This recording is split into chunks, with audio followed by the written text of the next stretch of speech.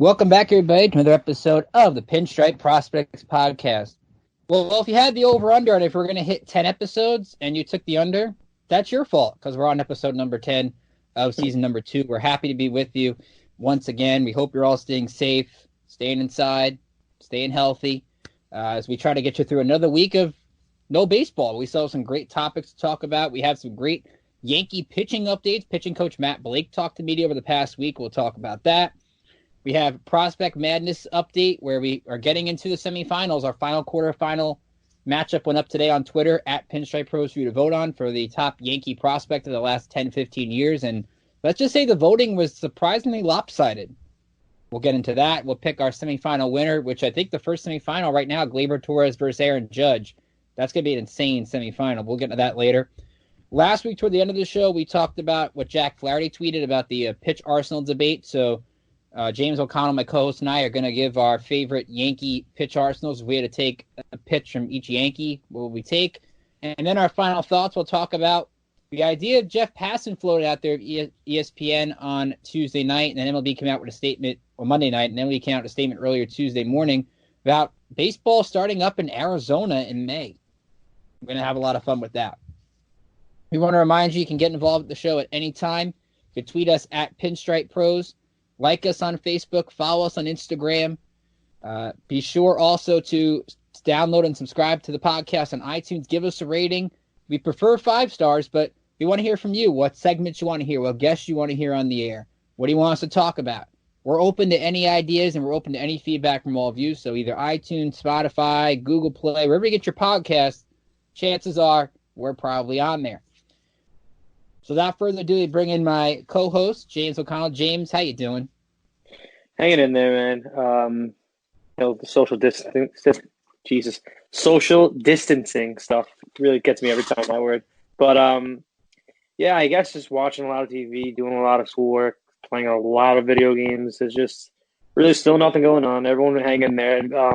Hopefully if you're out in New York, hopefully we're approaching the peak of this thing and seeing the light at the end of the tunnel, and hopefully baseball soon, man. That's really it, Ricky. How are you? I'm doing pretty good. I followed that 2K tournament, which, let's be honest, was not. I hated it. I didn't watch it. It seemed like such a waste of time. They all used the same teams pretty much the first round, which when you use the same team, I just watch somebody else play with them. I'm fast-forwarding it to find out who won, and that's it. I found some classic games. I was talking to you off air that I'm going to watch Game 2 of the Cardinals-Twins 1987 World Series because, let's be honest, I don't know who won. And quite frankly, if you tweet me at Rickanator555 who won, I will not be happy with you. But I'm interested in seeing, like, something I've never seen before and, like, watch a game in suspense. And because it just feels like every classic game I watch, I know what happens. Like, they were airing classic All-Star games this week on MLB Network, but why do they air most recent All-Star games? Air, like, past All-Star games. That'd be cooler. Yeah, I guess. And speaking of watching things, if you listened to the last episode, we had, like, a Tiger King thing. Did you happen to get into that? Because I did not, but I heard there's a new episode coming out. Did you end up watching it? I lasted about 3/4 of an episode before turning my television off and putting something else on. I couldn't. I know people are gonna, like, probably say, "Oh, you got to watch whatever. You got to watch the rest of it." I just no good. It just I don't know what that whole show was about. I lost interest in it, not even halfway through it. So people are saying it's like addicting and stuff. I'm seeing on Twitter they're like, I'm watching it. I want to turn it off, but for some reason not taking the remote and turning it off.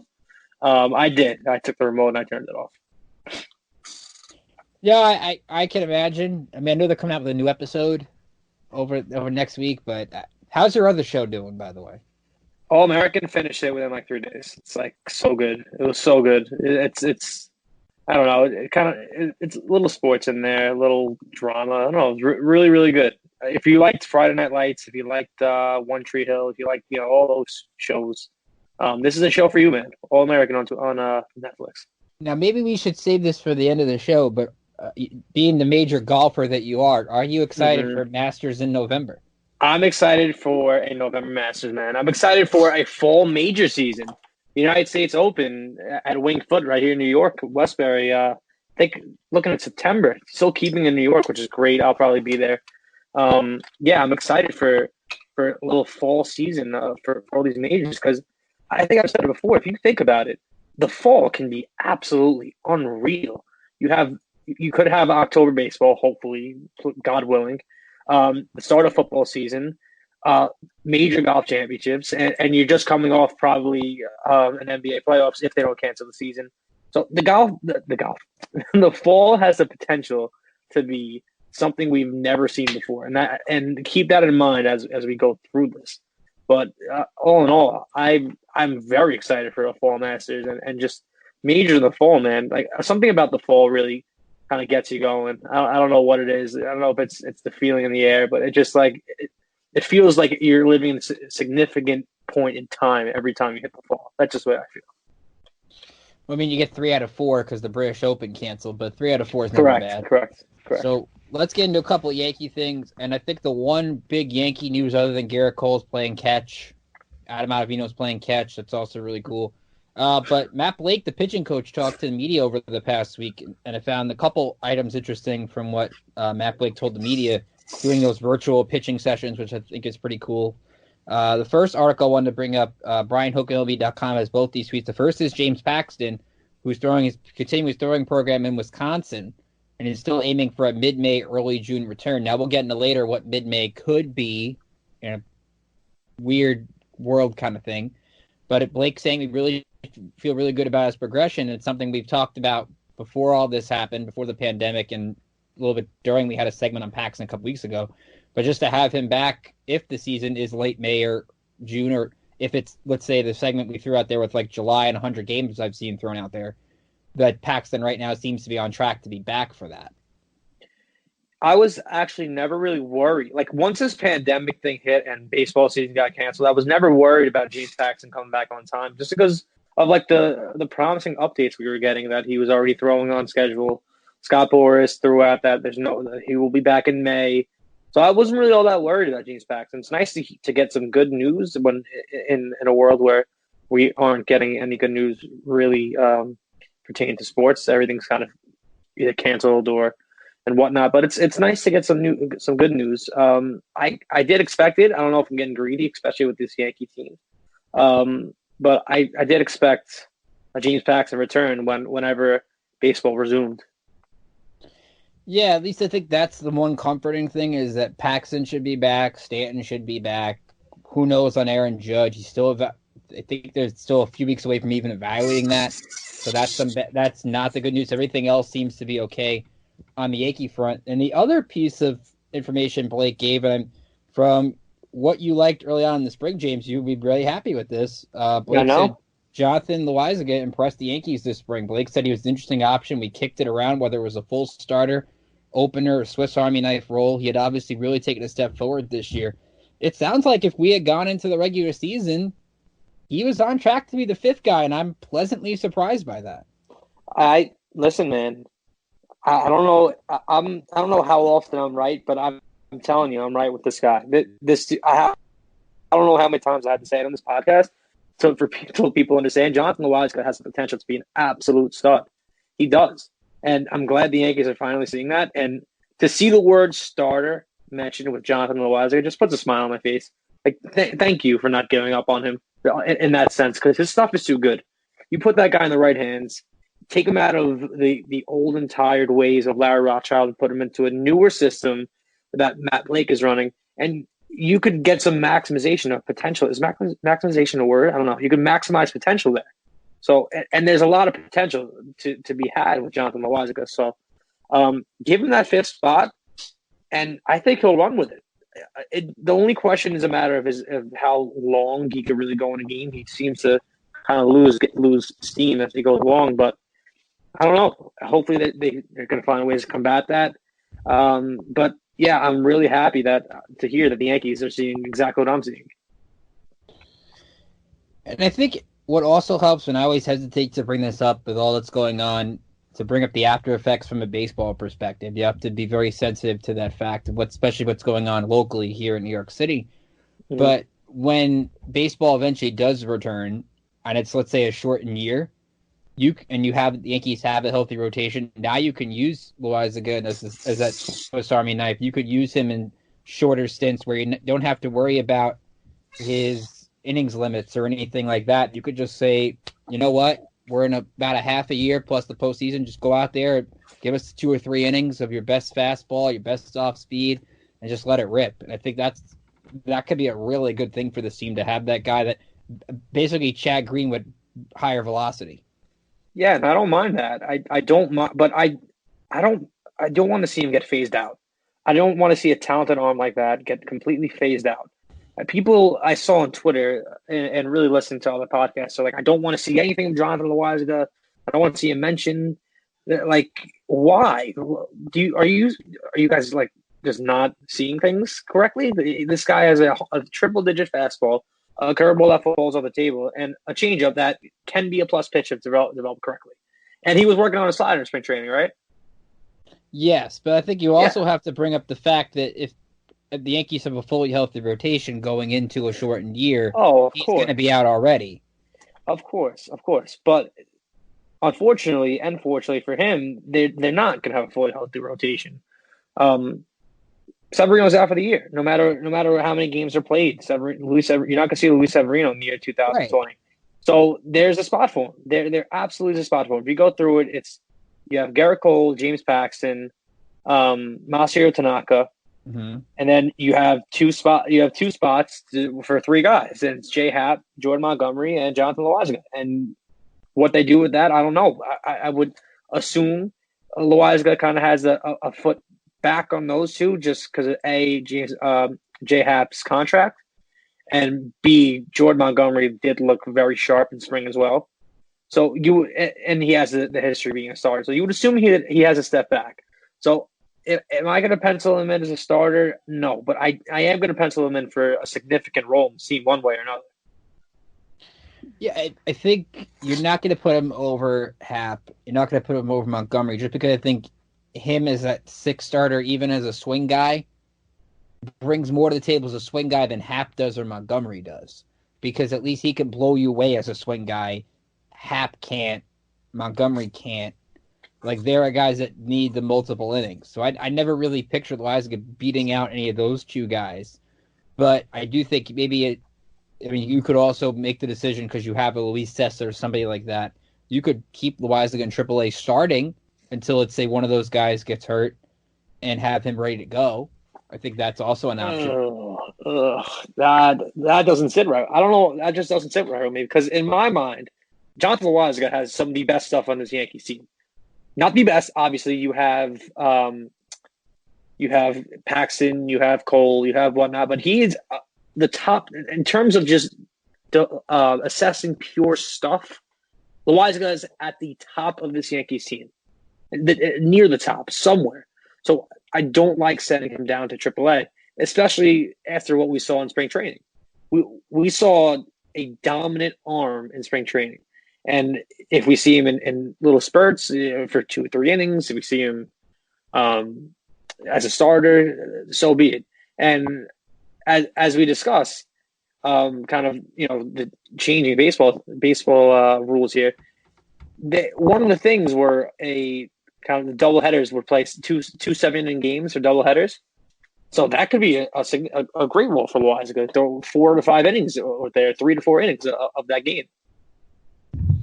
Also, Rob Pimster pointed out to us if they do go to double headers to shorten the year, you would need 6 guys. So I guess if you wanted to keep Loaizaga as that 6th guy, he would make a lot of sense. And you depending on how you use, let's say he pitches game 2 of a doubleheader, how you use the bullpen in game 1 could also determine how much you use him in game 2. So you could still have him on your plan, but now you can still unleash him a little more with a short plan as opposed to the 162 game plan. So a lot of things constantly change. Yeah, but I think regardless here, we're gonna. I don't want to see Loaizaga in AAA. I want to see him have a significant role in this team one way or another. Yeah, I think he definitely will. Yeah, it comes down to what kind of role it is. But I think whatever role he's in, he's going to have a significant spot. I don't doubt that. Yeah. We want to remind you that at Pinstripe Prospects, we provide exclusive minor league content to paid subscribers to our new Dugout membership program. You get scouting reports, player interviews, features, and much more in addition to our free major league coverage. You can sign up today for our Dugout membership program for either $7 a month, $63 a year. You can now have the opportunity to get the Dugout membership free for 30 days using the promo code I Miss Baseball. We got, again, that's I Miss Baseball. And don't we all? We have some great articles that you can catch with the Dugout membership program. And I think one of the best ones you could check out, Justin McCagnon did a really good article talking to Staten Island Yankees manager Dan Fiorito, talking about being back in his hometown, talking about some of the prospects he coached in the Gulf Coast League, including Kevin Alcantara. A lot of good articles there, and you only get those features with the Dugout membership program. So it's very important if you want to read up on some of the Yankees of the future. Those are the articles you have to pay for the Dugout membership program, and trust me, it's worth the investment. So let's get into Yankees Prospect Madness, and those who aren't familiar with it, we'll run it down for you real quick. Basically, what we've done, we put together a 32-player bracket of the top Yankee prospects of the last 10 to 15 years. We sorted them by region: Cashman region, Afterman region, Oppenheimer region, and Rodman region for the late Kelly Rodman. We are now in the quarterfinals of the tournament. And right now, actually, the last quarterfinal is being played over on our Twitter account at Pinstripe Pros.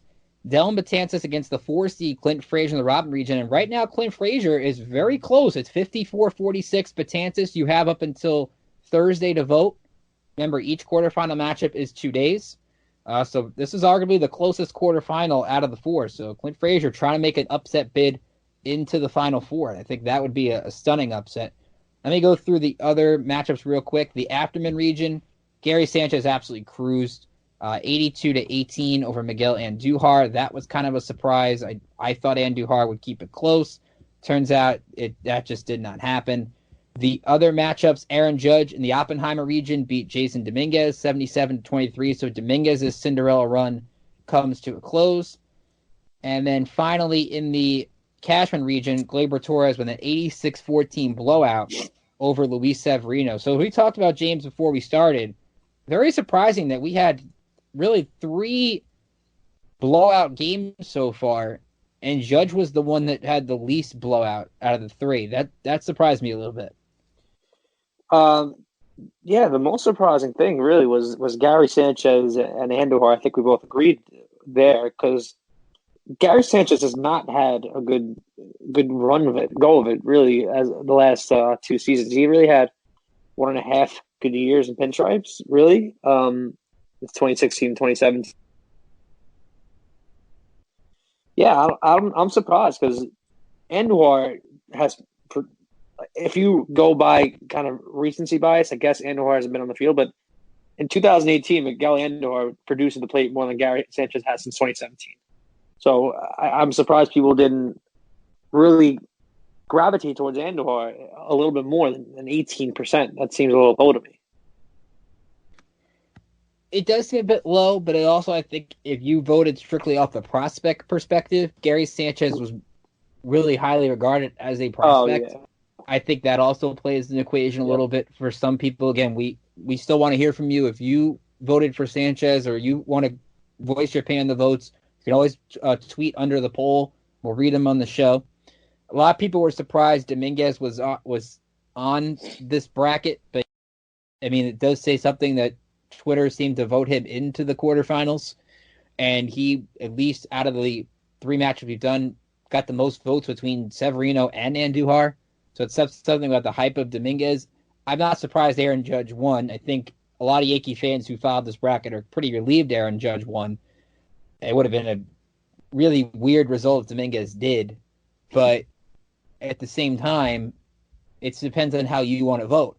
To me, I think the most shocking one was Gleyber blowing out Severino, because we talked about it last week. It was more, do you vote for the homegrown Yankee or do you vote for the top talent the Yankees traded for, which I think was partially why I put Torres number 1 in the Cashman region because of the trade Cashman made, so I wanted to keep it there.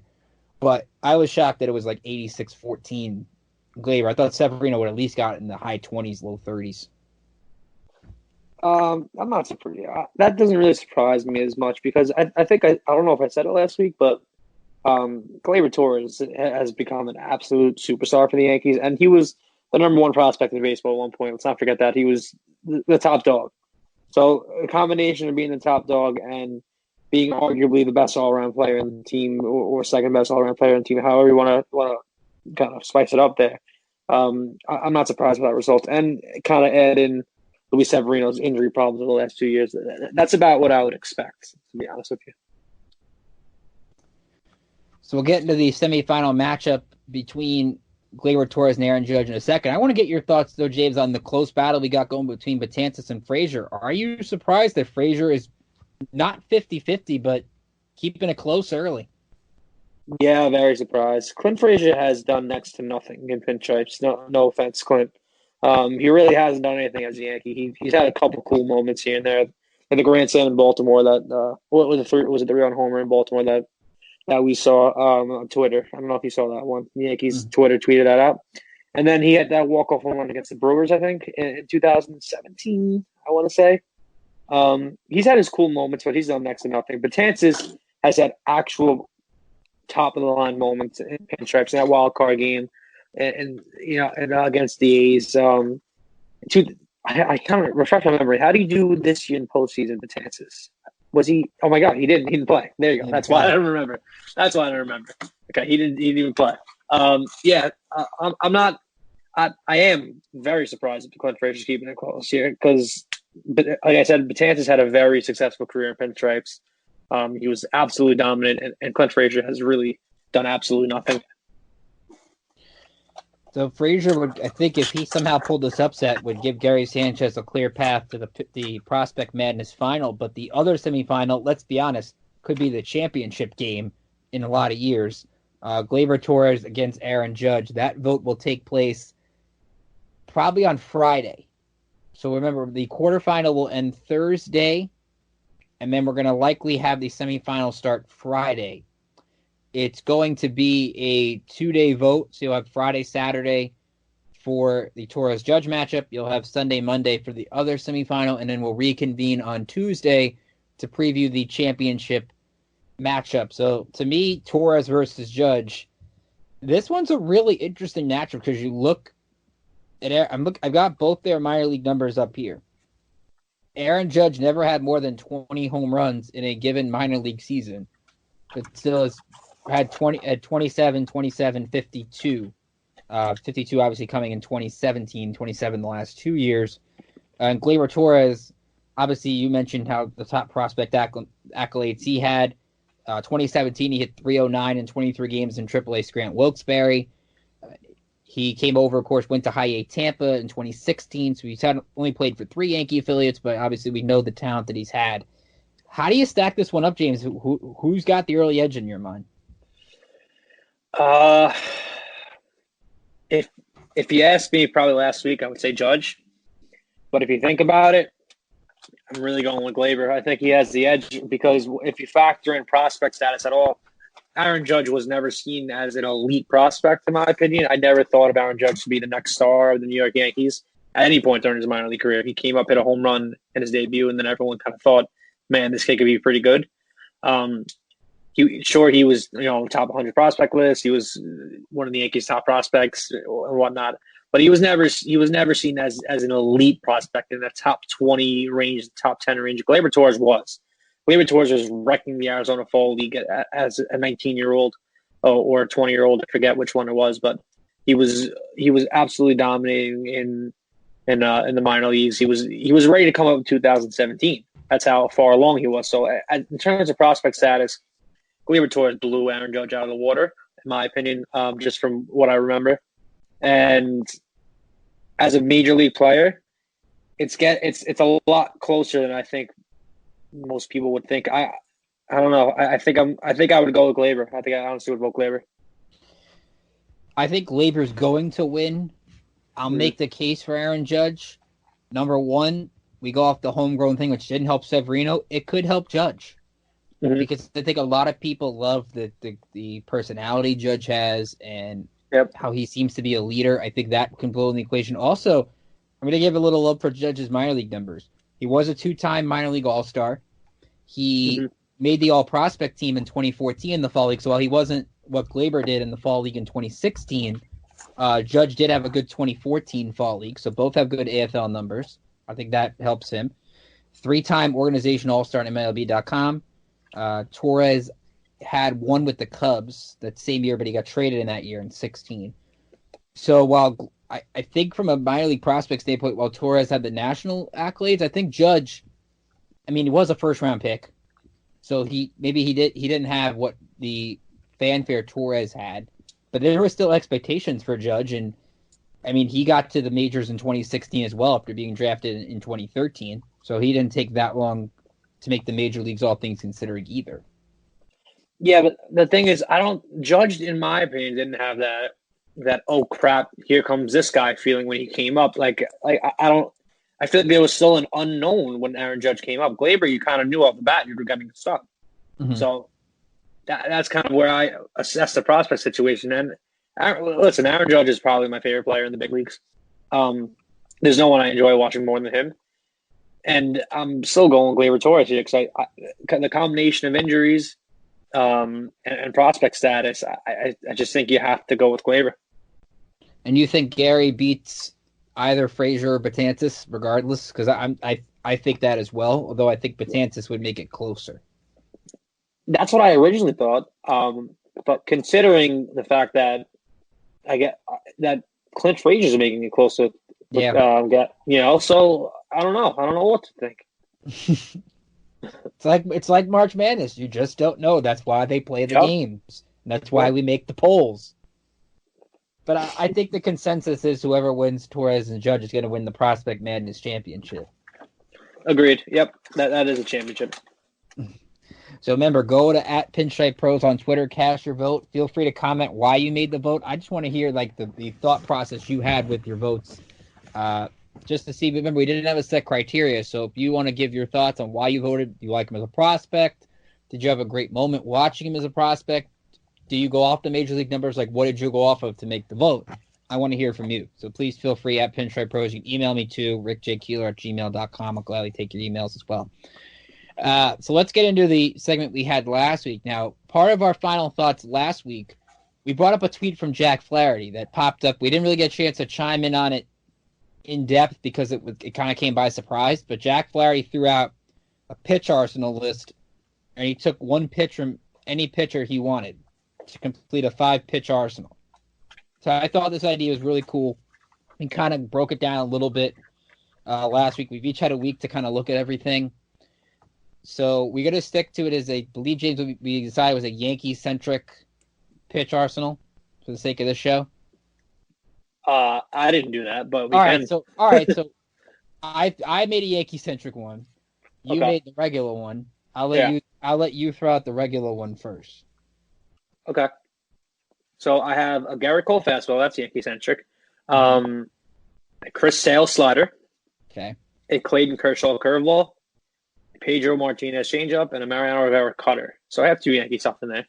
Yeah, it's close. I mean, you have to have a Mariano Rivera cutter somewhere in the equation here. Absolutely. Yep. It's just too dominant. You have to go with that pitch. To me, I think the Kershaw curveball is really good. I mean, despite his postseason shortcomings, some on him, some not on him, i.e. Dave Roberts, i.e. Houston Astros. But you have to include that curveball. He's this generation's Sandy Koufax. I stand by that. I'm really good with him in MLB The Show, so that's why I think also you got to put him in there as well. That curveball is really good in the game, by the way. It's crazy. But I like the Pedro push as well. I went Yankee-wise. I went Rivera cutter. I went Aroldis Chapman fastball. Because quite frankly, you throw it 102, the people know it's coming. They still can't hit it. Mm-hmm. So I got to put that there. But I love the Garrett Cole. He'd be like 1B for me. I went with a blast from the past. I was reading up on this. I'm going to go with a Whitey Ford slider. You got to have, I think, a little vintage in there. So let's go Whitey Ford. It's, for all the people who watch Whitey Ford, we'll throw that in there. I'm going to go with a Mike Mussina curveball. I think that goes up there for me. I'm going to go with the Orlando Hernandez eephus pitch. Because let's be honest, I need a weird pitch, like a knuckleball-ish kind of in my arsenal, kind of throw people off. Especially if I got a 100-mile-an-hour fastball, now I can throw an eephus pitch at you whenever I want. I'm going to dominate because I just go fastball, eephus pitch, like I used to do on the old 2K games or the show games, and I dominate. Yeah, that's not bad. The only place where I struggle with is kind of the Roland Chapman fastball because I'd get it's 103, but if you're building kind of a 5 pitch arsenal in a sense, I want to be able to pinpoint my fastball, and Chapman doesn't do that. That's not in the slightest. You're shaking when like there's many times where you're shaking when he's on the mound. Man, can you please just get it over the plate? So that's Garrett Cole. I think kind of has that controlled 100 miles an hour, kind of that pinpoint accurate 100-mile-an-hour fastball. So that's kind of what I was debating Cole and Chapman as well. I think Cole's kind of precision is just a little more outweighs the overall dominance of Chapman's fastball. My argument for that would be if I have a controlled cutter like I do with Rivera, do I really need the controllable fastball with Chapman? Because I'm now scared people off with the uncontrollable that I can just throw a cutter at your hands thinking that it's going to be something else. I guess, yeah, you can go that way. But I just think a controlled 100 miles an hour is better than throw it and pray 100 miles an hour.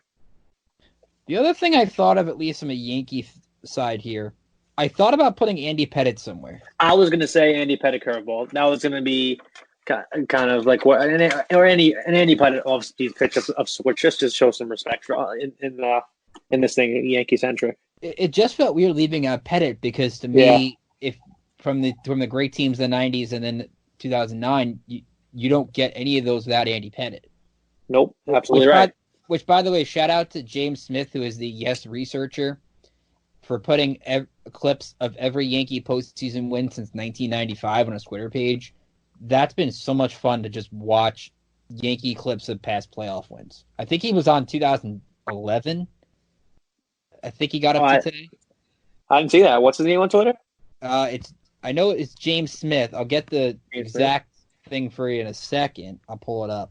But it's really cool, and it brought me kind of like a blast from the past away because I went to Game 1 in 2011 between the Yankees and the Tigers, and that game is unique because it was CC Sabathia, Justin Verlander. They played an inning, got rained out, got to go back with the same ticket the next night, and it was Doug Fister, Ivan Nova from the second inning. No anthem, just you got back. It was 7 o'clock or 8 o'clock. I forget the time.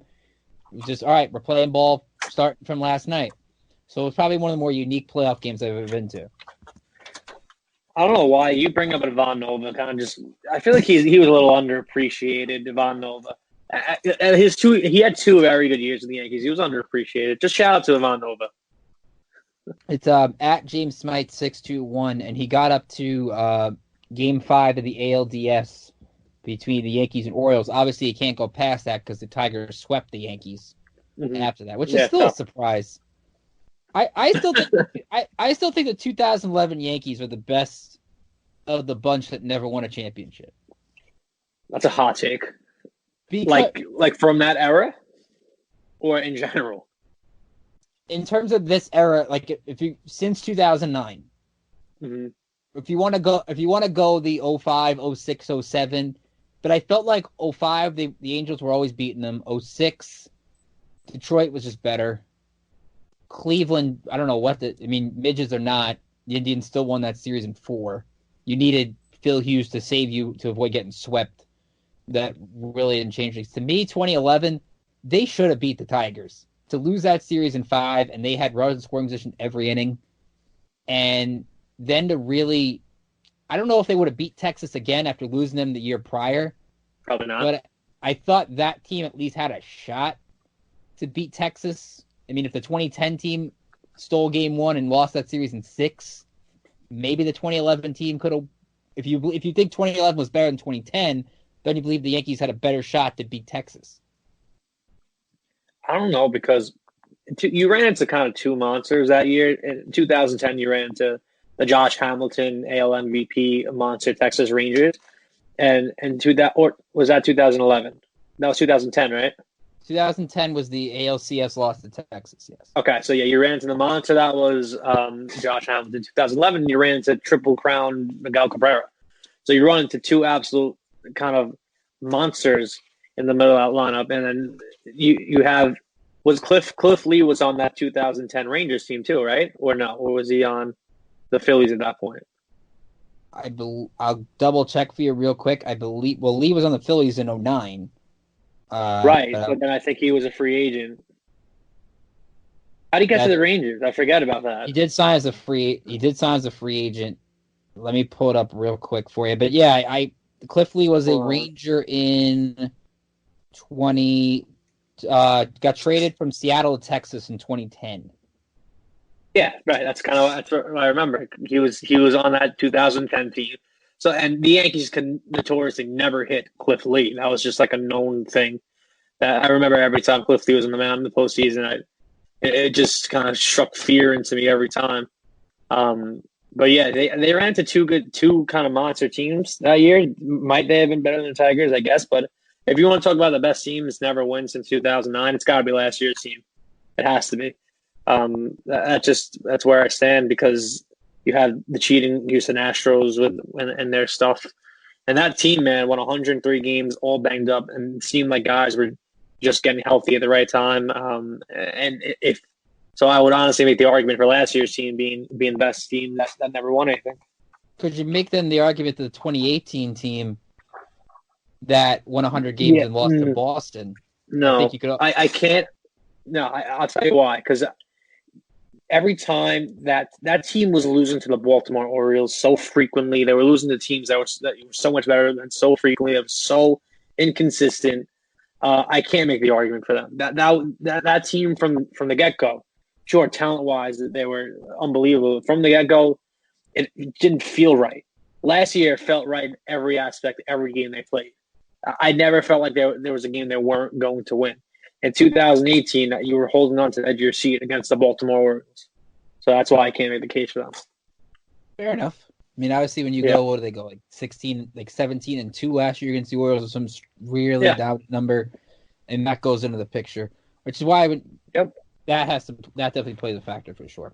But it was good to, if you want a Yankee blast from the past to kind of get you through the no baseball, go to @JamesSmythe621 or James Smith. I guess Smith Smythe. Either way, James SMYTH621. I guarantee you'll enjoy it. Let's get into our final thoughts. I think the big final thought we wanted to touch on tonight was what Jeff Passan reported late Monday night. It was kind of an interesting surprise that he had out there. The MLB and the Players Union focused on a plan that could allow the season to start as early as May in Arizona. Now, here are some of the ideas thrown out there as part of that plan. This is again from Jeff Passan. Implementing an electronic strike zone to allow the plate umpire to maintain sufficient distance from the catcher and batter. No mound visits from the catcher or pitching coach. 7-inning doubleheaders, which with an earlier than expected start date could allow baseball to come closer to a full 162-game season. Regular use of on-field microphones by players, an added bonus for TV viewers. And players sitting in the empty stand 6 feet apart instead of in a dugout. There are a lot of facilities in Arizona, a lot of spring training facilities, Chase Fields. I saw this plan last night, James, and I thought, you know what? I said, it's closer to what we could get to, but it doesn't address other things as well. And I don't know if players want to be away from their families that long. I feel indifferent about the thing in general. I could make an argument to say, man, just get me baseball back at any cost, but I feel like it would be a little chintzy to bring it back that way, with no fans, with players sitting in the stands, and then they're not seeing their families. I feel like it would just seem a little like I don't know. It just wouldn't seem right. But I'm really indifferent about it, because I can make arguments for both of them. For that being a good idea, Jeff Passan, who, by the way, drops absolute bombs at late night hours. I don't know why he drops all his stories so late at night, but I don't know. I feel. What do you think, Ricky? I'm kind of stumped. To me, this is how it comes off to me as baseball needs to come back. They know they need to come back, because I think let's look at this from a big picture perspective. Basketball can cancel a season. They're not losing any popularity. They're Right. still a popular sport. Adam Silver will find things for the NBA players to do. They'll play horse. They'll do a 2K tournament. They'll find different things to still be relevant. Hockey. They can't really cancel the season, but at the same time, I think they're already a niche sport to where they've already gone through 2 lockouts. I think they'll be fine regardless. I don't know what would happen to baseball if they cancel the season. Yeah, I don't, and I I don't, see that. and I don't know where they would be if they were in the middle of everything, where Yeah, they were going on at the same time as all the other sports. Where do they fit in? I think they want to kind of start early in a way to be the one league that started first, so that they get the attention out of the gate.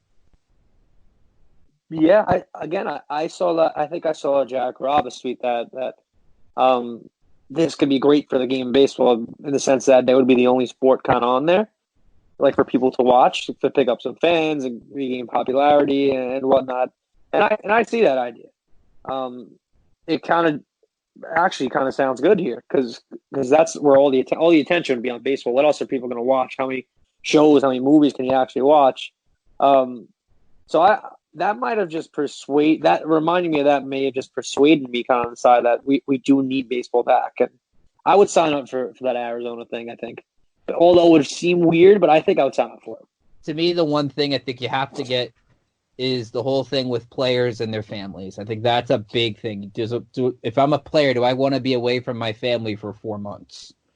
Where I have to now go off to a secluded area, can only go to this hotel, this ballpark, this, etc. Like, again, you have to have the testing and everything in place before you even think about doing something like this. MLB tweeted a statement today that they're actively, they wrote a statement, it was on Twitter, MLB actively considering numerous contingency plans that allow play to commence once the public health situation has improved to the point it's safe to do so. While we have discussed the idea of staging games at one location as a potential option, we have not settled on that option or developed a detailed plan. And basically said they continue to interact regularly with government and public health officials. So I think also the whole thing with players and families. Also, what do you do with if you get a player hurt? Do you have now 10 players that come on standby in case somebody gets hurt where you don't have to worry about calling people up? Because we don't know what's happening in the minor league season, to be honest. Now, Jeff Passan had another tweet a few days ago that I thought was great that from the Players Union, the union is giving money to any non-roster player at least 1 day of Major League service who was in big league camp. So if you had 1 year of big league service, you got $5,000, 1 to 2, $7,500. All the way up to 6+ years, and you were a non-roster invitee, you got $50,000, which is, I think, was a cool thing by the Yankees. What they did on NJ.com, Brendan Cuddy wrote about it.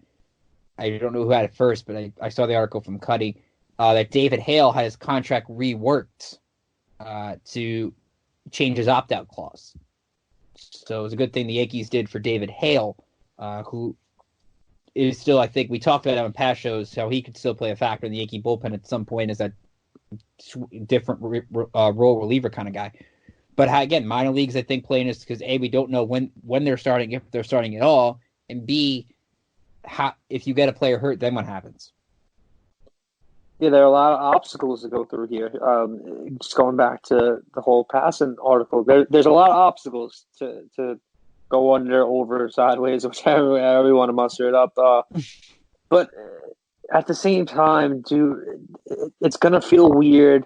It's going to be different. But at the end of the day, do you want baseball back or do you not want baseball back? Do these players want to play and be away from their families, or do they want to be with their families? It's everyone has decisions to make, and I don't know. I don't know where it's going to go, but I would, as a fan, I would sign up. I would now sign up for just getting something on TV that I want to watch. Do you like the mic'd up idea? I saw a little bit of it. I like it for all-star games, and I get why the players would have to do this. It's kind of like to just bring more eyeballs to the set kind of thing. I wasn't that enthused by it. I like it for special events. I don't know if I'd like it in regular season games. I think I would. I think it's cool. I think that'd be pretty cool just to have the players mic'd up. Yeah, I don't see why that would.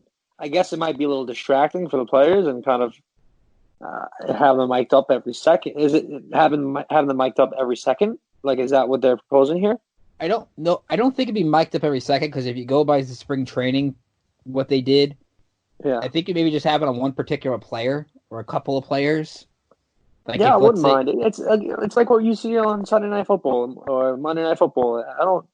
I don't see a problem with that. I think it'd be pretty cool because people ask for more content like that every day. Really, so mic up the players, get market your players. So this could be an opportunity to do that.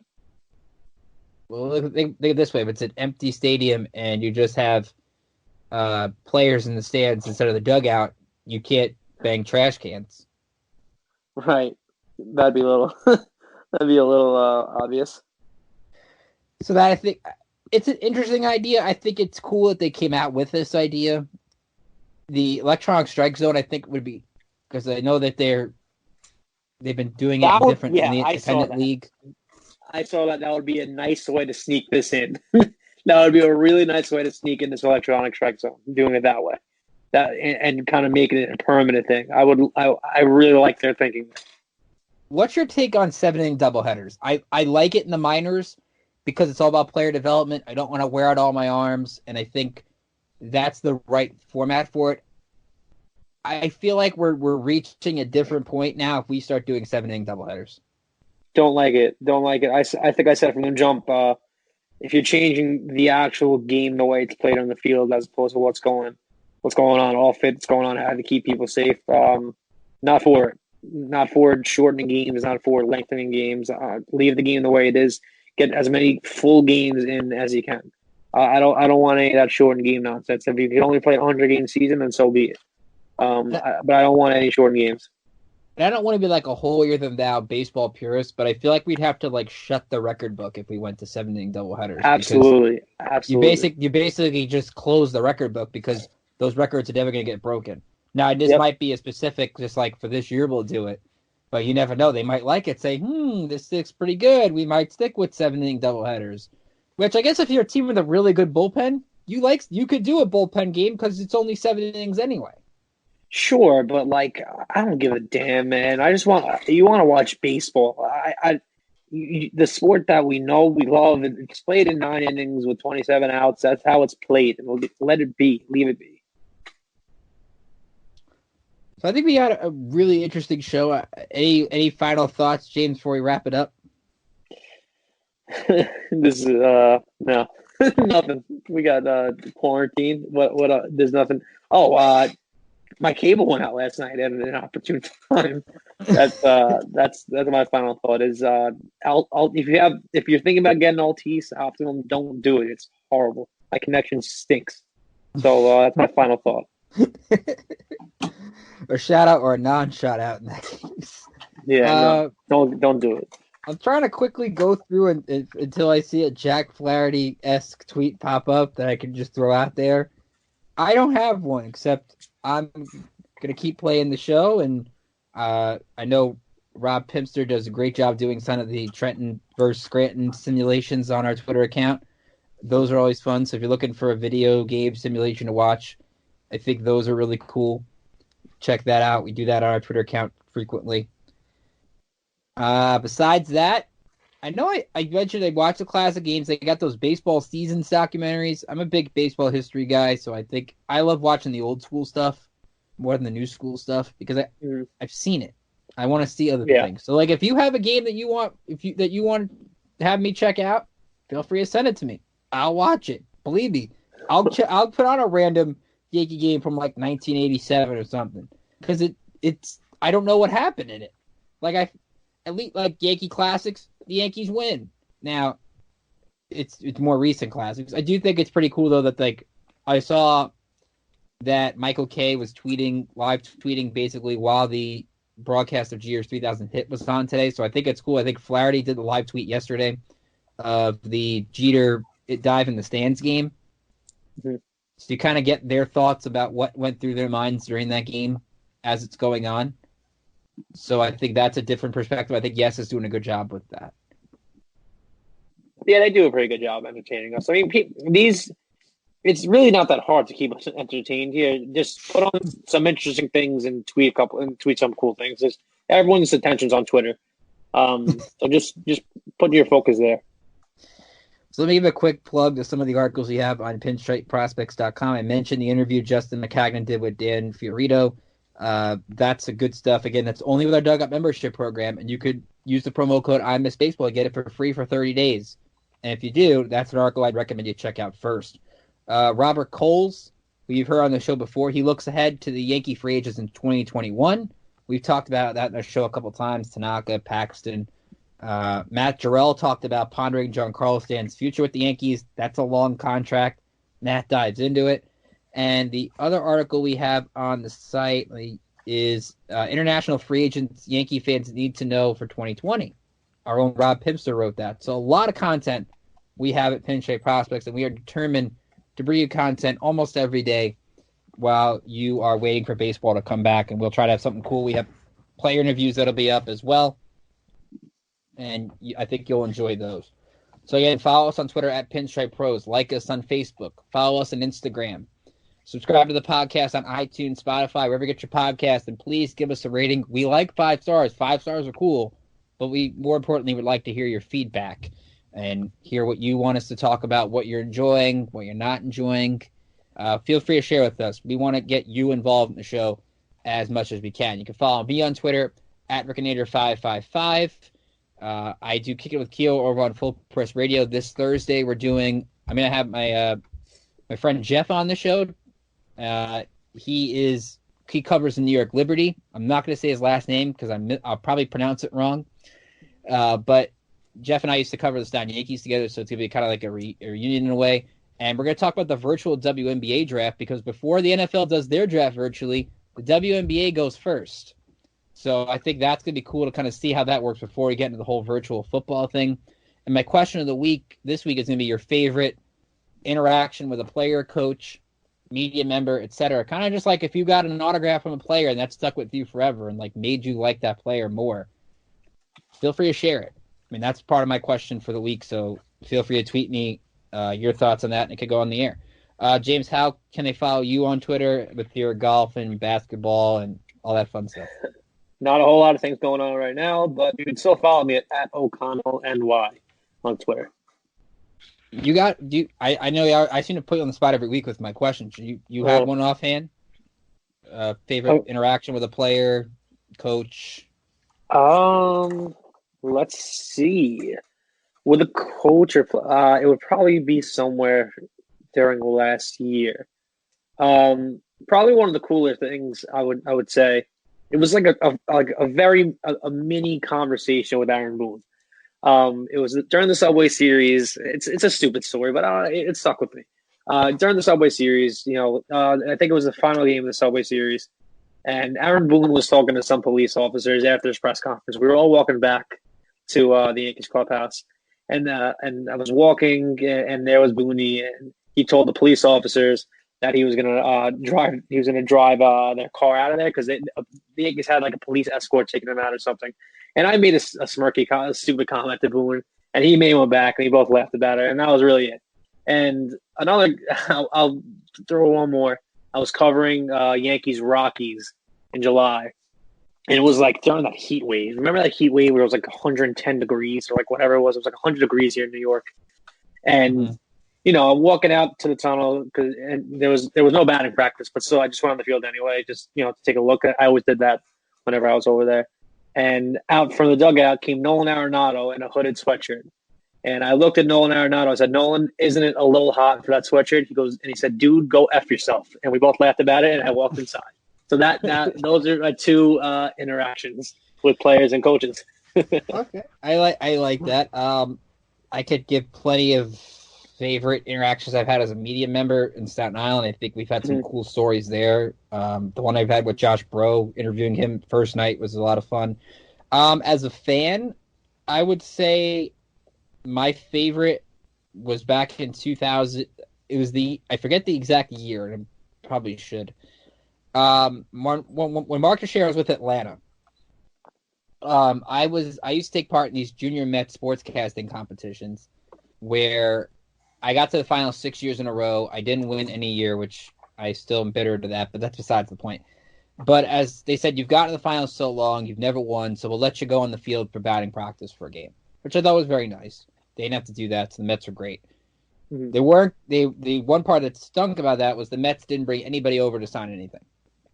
So that didn't help. There were two players who came over, both Braves, and took pictures. Andrew Jones, Mark Teixeira. And that made me a huge Mark Teixeira fan. So when he almost signed with the Red Sox, I was very upset because I was like, now I have to root against Mark Teixeira if he goes to the Red Sox. Then ends up signing with the Yankees instead. I became a huge Tex fan. I have a 25 Yankee pinstripe jersey. Yes, there's no name on it. Yes, you could say it's Gleyber Torres' jersey now. But in my mind, it's Mark Teixeira's. And that's why, while Rivera is my favorite player, Mark Teixeira has a special place to me. So that's why I stick with that story. Very nice. Very nice. Nice way to cap this thing off. I think Andrew Jones wore 25 too. He did. Yeah, he wore 25 in Atlanta. Yep. Don't you remember Yankee Andrew Jones? It's like I do. Briefly. There's so many. Yeah, that'll be. Let's tease it. Segment for next week. The most random New York Yankees. That's. I think we should do that. I like that. The most random New York Yankees. I can think of so many. Let's do that. I have one reading Mission 27. I have one offhand, but I'll save it for next week. It's going to be. Is it Andrew McCutchen? Because that's what I was going to say. It's not. It's from It's from a decade ago. Oh, I thought you said Mission 27. I don't know why I thought. I'm almost done. Good book by Brian Hoke. I'm on the World Series part. If you need something to read, definitely read Mission 27. It's a fantastic look back from 10 years ago, almost over 10 years ago. You'll definitely enjoy it, and you'll learn things you never heard of, like A-Rod's birthday party.